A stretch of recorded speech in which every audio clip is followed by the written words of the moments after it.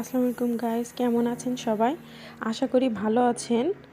এটা আমার নিজের হাতে করা হ্যান্ড পেইন্ট, শখের বশে করে থাকি আর কি। সো আজকে আমি করতে যাচ্ছি ধনিয়া পাতা দিয়ে মিষ্টি কুমড়োর চোচা ভর্তা।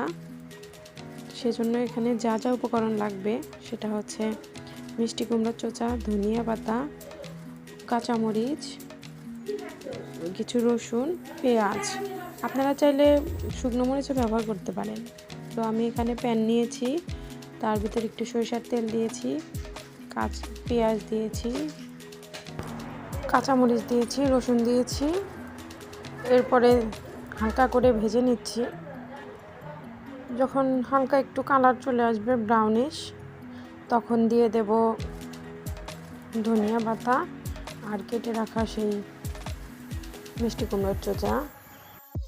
আপনারা চাইলে এখানে সরিষার তেলের পরিবর্তে সয়াবিন ইউজ করতে পারেন।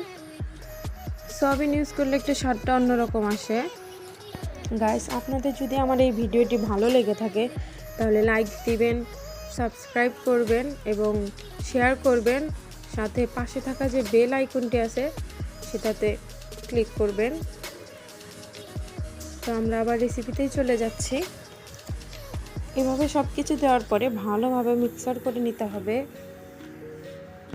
ভালোভাবে মিক্সারের পর দিয়ে দিচ্ছি একটু সামান্য পানি, যাতে মোটা যে মিষ্টি কুমড়ার চোচাগুলো যে মোটা ভাবটা আছে ওটা যেন তাড়াতাড়ি সেদ্ধ হয়ে যায়, সেই জন্য। এবার ঢাকনা দিয়ে ঢেকে দিব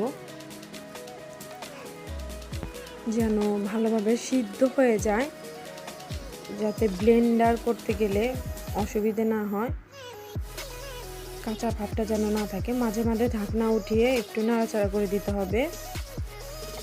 এভাবে নেড়ে চেড়ে নিতে নিতে যখন একটা লাগা লাগা ভাব চলে আসবে কড়াইতে, ব্রাউন ব্রাউন একটু কালার চলে আসবে, সেই মুহূর্তে আমরা এটাকে গ্যাসের চুলা অফ করে নামিয়ে নেব। আবারও বলছি গাইস, যদি আমার এই ভিডিওটি ভালো লেগে থাকে তাহলে লাইক, শেয়ার এবং সাবস্ক্রাইব করবেন এবং পাশে থাকা বেল আইকনটি ক্লিক করবেন। এরপর গ্যাসের চুলাটি অফ করে নামিয়ে নিচ্ছি।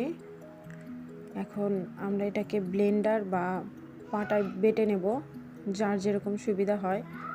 তবে আমি এটাকে পাটায় বেটে নেব। পাটাটা ভালো করে ধুয়ে নিয়েছি। এবার মিশ্রণটা বাটার যে সেটা ঢেলে নেব। তবে আমার কাছে মনে হয় পাটায় বেটে নেওয়াটা ভালো, ব্লেন্ডার করার থেকে একটু স্বাদ অন্যরকম আসে। এবার আপনারা একটু লবণ এবং সরিষার তেল দিয়ে ভালো করে মিক্সার করে নেবেন, মাখিয়ে নেবেন, যেন স্বাদটা অন্যরকম আসে। আজ এই পর্যন্তই। আসসালামু আলাইকুম।